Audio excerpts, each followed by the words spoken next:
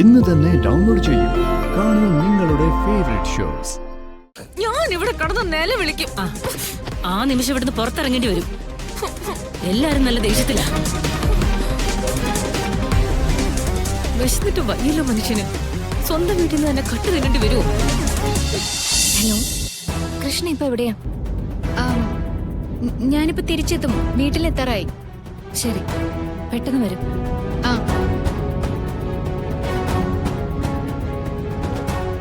കൃഷ്ണ ഇപ്പൊ എത്തുമെന്ന് പറഞ്ഞത്. വരട്ടെ അവള്.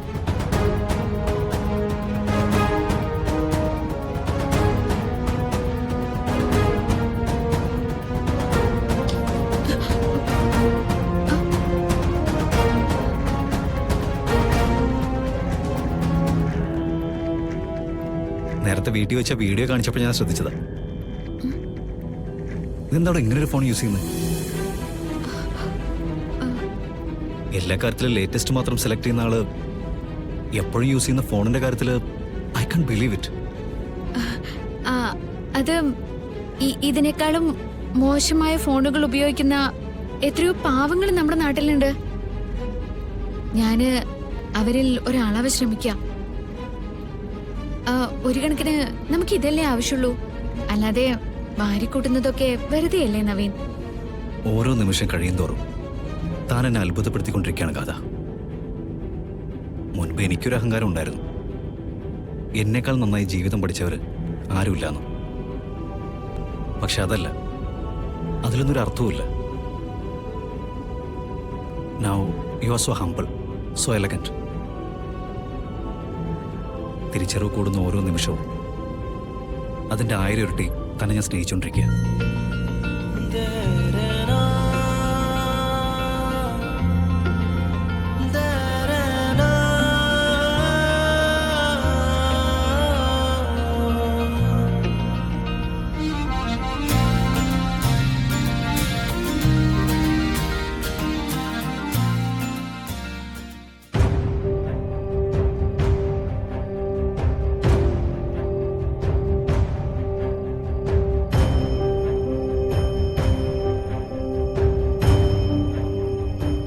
അമ്മേ, എണീറ്റ് വാ, ഭക്ഷണം കഴിക്കാം. ഞാൻ പോയി നിർമ്മല ഉദയനെ വിളിച്ചിട്ട് വരാം. വേണ്ട, പട്ടിണി കിടക്കട്ടെ. അമ്മേ, അവര് പട്ടിണി കിടക്കുമ്പോ മനസ്സ് നിറഞ്ഞ് നമുക്ക് എങ്ങനെയാ ഭക്ഷണം കഴിക്കാൻ പറ്റുന്നേ? ഇത് തന്നെയാ കുഴപ്പം. ഇത്രയും കാലം ഓരോ തെറ്റും ചെയ്തിട്ട് അവരാരുടെ കാലാ പിടിക്കാറുള്ളത്? നിന്റെ. അതെന്തുകൊണ്ടാണെന്ന് അറിയാവോ? നിന്റെ മനസ്സിനെ പെട്ടെന്ന് വേദനിപ്പിക്കാൻ പറ്റുമെന്ന് അവർക്കറിയാവുന്നതുകൊണ്ട്. ഇനി അത് വേണ്ട. അവരിന്ന് ഭക്ഷണം കഴിക്കുന്നില്ല.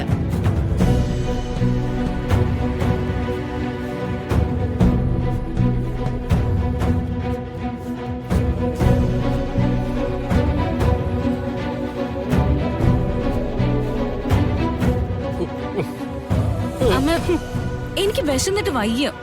വിശക്കൊന്നും പറഞ്ഞ് അങ്ങോട്ട് ചെല്ലാൻ പറ്റുമോ മോളെ? ഭക്ഷണം ഇല്ലെന്ന് പറഞ്ഞതല്ലേ? എന്നെ കൊണ്ട് പട്ടിണി ഇരിക്കാൻ പറ്റില്ല. ആരെങ്കിലും പോയി ഭക്ഷണം എടുത്തോണ്ട് വാ. അതല്ലേ ഞാൻ പറഞ്ഞത്. നാണമുള്ളവർക്ക് വീണ്ടും ചെന്ന് ഇരക്കാൻ പറ്റുമോ? അച്ഛന് പറ്റുമല്ലോ. അച്ഛൻ എവിടുന്ന നാണോ മാനോ ഒക്കെ. പട്ടിണി ഇരിക്കുകയാണെങ്കിലും അച്ഛനെ കുറ്റപ്പെടുത്തുന്ന കാര്യത്തിൽ ഒരു കുറവും കാണിക്കരുത്. ഇതിനൊക്കെ കാരണം നിന്റെ ഈ അമ്മയാ. അവളുടെ ഒരു മുടിഞ്ഞ ബുദ്ധി. എന്നിട്ടെന്തിനാ ഇവിടെ കടിച്ചു തൂങ്ങി കിടക്കുന്നേ?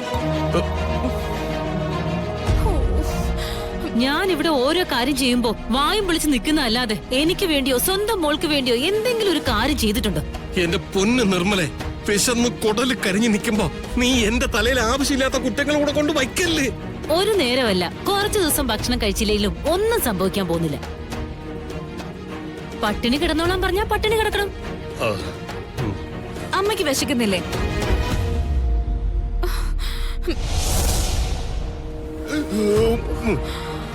ഗൗരവം പുറത്ത് മാത്രമേ ഉള്ളൂ മോളെ, അകത്ത് നല്ല വിളിയാ.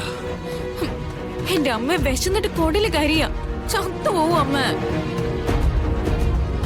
നിർമ്മലെ, വേറെ ആരോടും പറയണ്ട. കീർത്തിക്ക് വിശക്കുന്നു. നീ ചെന്ന് സുമിത്രയോട് പറഞ്ഞാ അവള് ഭക്ഷണം എടുത്ത് തരും. ഉറപ്പാ.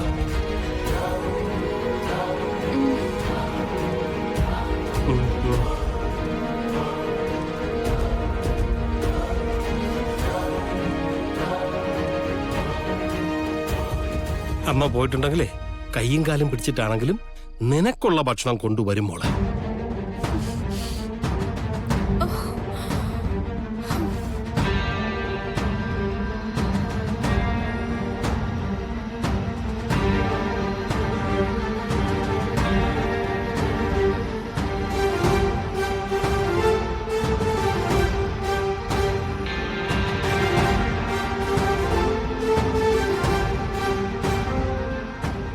സുമിത്രേ, തെറ്റ് ചെയ്തത് ഞാനല്ലേ? എന്നെ ശിക്ഷിച്ചാൽ മതിയല്ലോ. ഞാനും ഉദയേട്ടനും പട്ടിണി കിടന്നോളാം. കീർത്തി വിശന്ന് കിടന്ന് കരയ. ഞാൻ അവൾക്ക് കുറച്ച് ഭക്ഷണം എടുത്ത് കൊടുത്തോട്ടെ. എന്നിട്ട് ആ പേരും പറഞ്ഞ് നിനക്കൂടി കഴിക്കാനല്ലേ? ഇല്ല അമ്മേ, അവള് കരഞ്ഞു പറഞ്ഞിട്ടാ. കരയാനും ചിരിക്കാനും അതുവഴി ചതിക്കാനും അവളെ ആരും പഠിപ്പിക്കേണ്ട കാര്യമൊന്നുമില്ല. കാത്തു നിൽക്കണ്ട നിർമ്മലേ. ഇന്ന് നിങ്ങൾക്ക് ഭക്ഷണം തരാനുള്ള ശിക്ഷയിൽ ഇളവില്ല. അച്ഛനും അമ്മയും മോളും കൂടിയേ പട്ടിണി കിടക്ക്. ഇതുവരെ എനിക്കങ്ങനെ തോന്നിയില്ല. പക്ഷേ ഇതിനു മേലെ പോവാൻ നിങ്ങളെ ഇനി അനുവദിച്ചുകൂടാ. കാത്തു നിൽക്കണ്ട, പൊയ്ക്കോ. പോകാനല്ലടി പറഞ്ഞേ.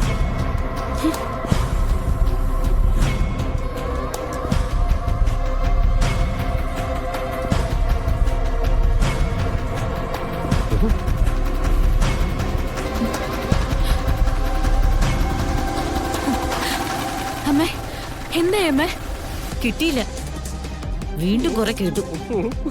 ഞാൻ ഇവിടെ കടന്ന് നില വിളിക്കും. ആ നിമിഷം ഇവിടുന്ന് പുറത്തിറങ്ങേണ്ടി വരും. എല്ലാരും നല്ല ദേഷ്യത്തിലാ.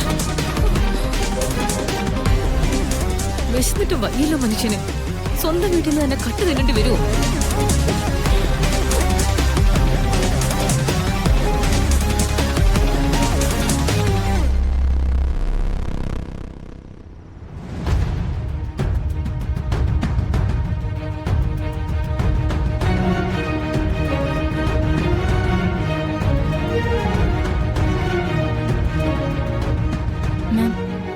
എന്താ സിനി? കുറച്ച് സമയമായി ഒരു സംശയം എന്റെ മനസ്സിൽ കിടക്കുന്നു. മാമിനോട് ചോദിച്ച് അത് ക്ലിയർ ചെയ്യാന്ന് വിചാരിച്ചു. എന്താ? നവീൻ കൃഷ്ണയെ വിവാഹം കഴിക്കും. അതോടെ കളരിക്കൽ കുടുംബത്തിന്റെ ശാപം കൃഷ്ണയുടെ തലയിൽ വീഴും. എന്നിട്ട് കൃഷ്ണയുടെ സ്ഥാനത്ത് ഗാഥയും നവീനും ജീവിക്കുകയും വേണം. ഇതല്ലേ മാമിന്റെ ഉദ്ദേശം? മുഴുവൻ സമയവും എന്നോടൊപ്പം നടക്കുന്ന നിനക്ക് ഇതുവരെ എന്റെ ഉദ്ദേശം എന്താന്ന് വ്യക്തമായിട്ടില്ലേ? ഇതാണോ നിന്റെ സംശയം? സംശയം ഇതല്ല മാം. മനുഷ്യന്റെ കാര്യമല്ലേ, എപ്പോഴാ സ്വഭാവം മാറുമെന്ന് പറയാൻ പറ്റില്ലല്ലോ. പിന്മാറാൻ കൃഷ്ണ തയ്യാറായില്ലെങ്കിലും